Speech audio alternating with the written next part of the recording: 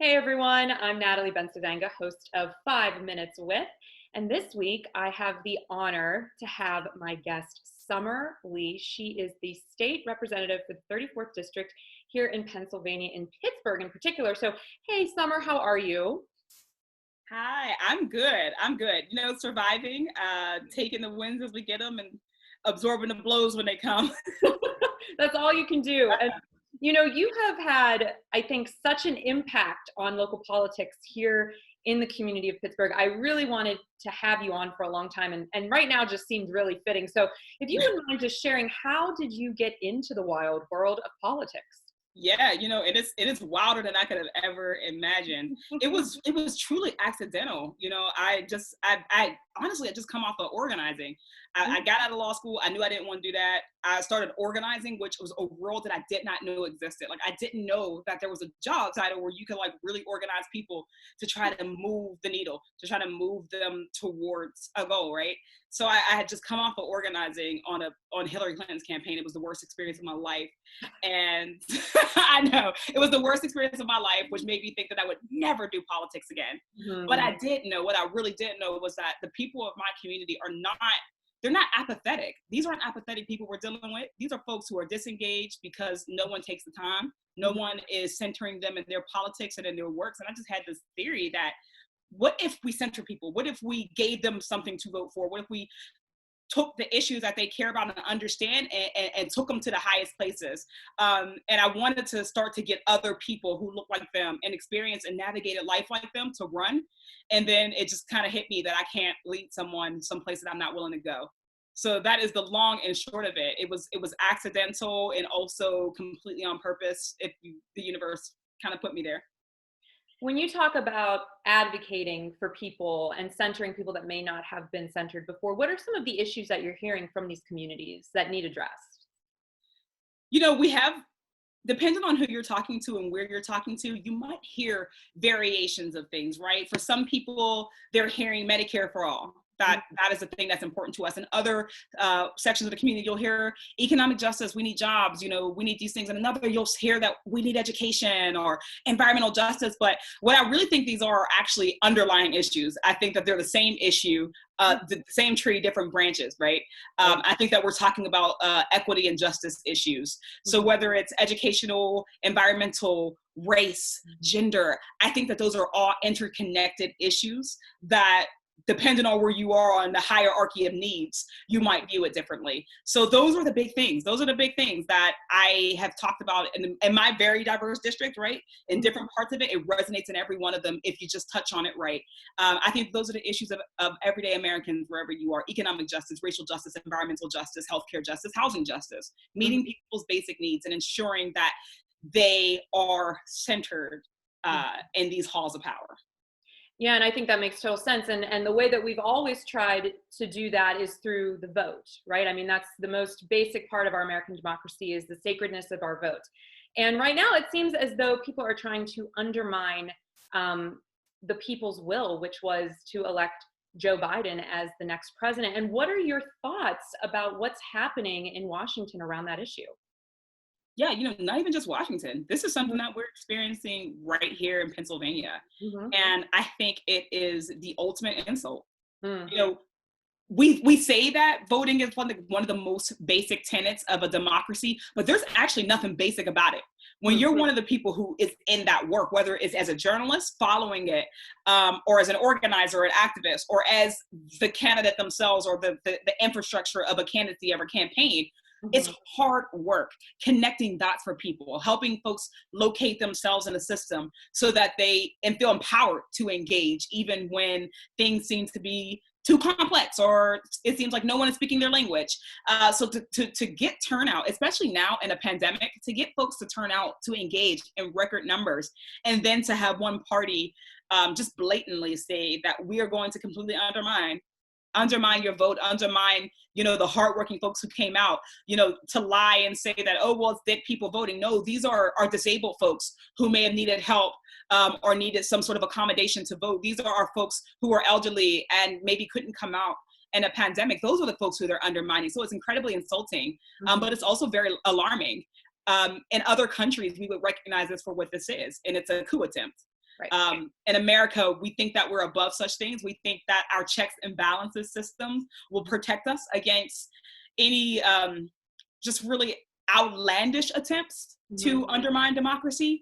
But I think we've noticed for the last 4 years that it's a very real scenario that we're dealing with.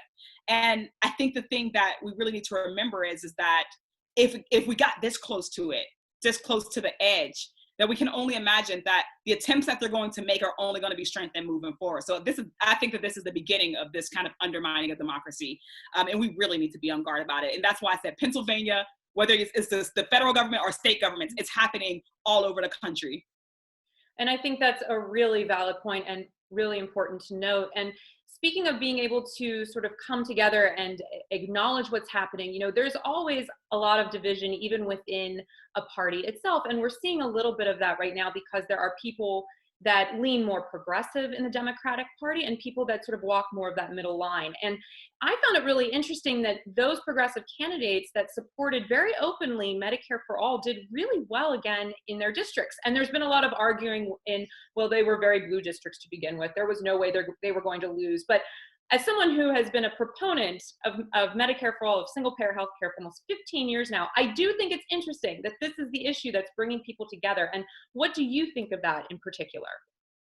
I think that progressive issues, I think that we put the label progressive on them, but at the end of the day, let's call them what they are. These are people-centered issues. Yes. We're talking about Medicare for all in the middle of a global pandemic that has sparked an economic and unemployment crisis. It's really, shown a light on the inhumanity of an employer-based insurance system. Right. I think that if we can't message the need for Medicare for all in the middle of an unemployment crisis, unlike we've seen in decades, if we can't look at the number of people who couldn't protect themselves or couldn't get the care that they needed because we don't have universal health care, I think that we have a fundamental failing in our country. And I think that maybe some Americans are divided on the term. There's a lot of disinformation. I think that there are Americans who are divided because of the disinformation. But when you find a candidate, when you find an organization, when you find organizers who are able to talk about, and not just Medicare for all, but whether it's Medicare for all or environmental justice or racial justice, ending police violence, when you find people who are able to cut through the disinformation, cut through the crap, and just talk to people, talk to folks about how if you are protected, if we have these fundamental rights and these fundamental safety nets, then they will lift every single person. And the average voters are not stupid, right? And that's the thing. That's why I say it goes back to that insult thing, that they're insulting voters. Voters are not stupid. They can see through much more than we give them credit. And they are moved much more by a need to protect the majority and not just self, right?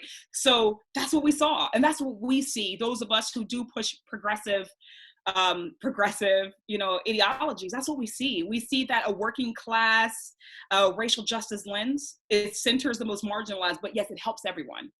And it might be a little shift in the beginning to center marginalized people. But when you get it, when you get the formula, you realize that people want healthcare. So no, I'm not surprised that we won on those messages.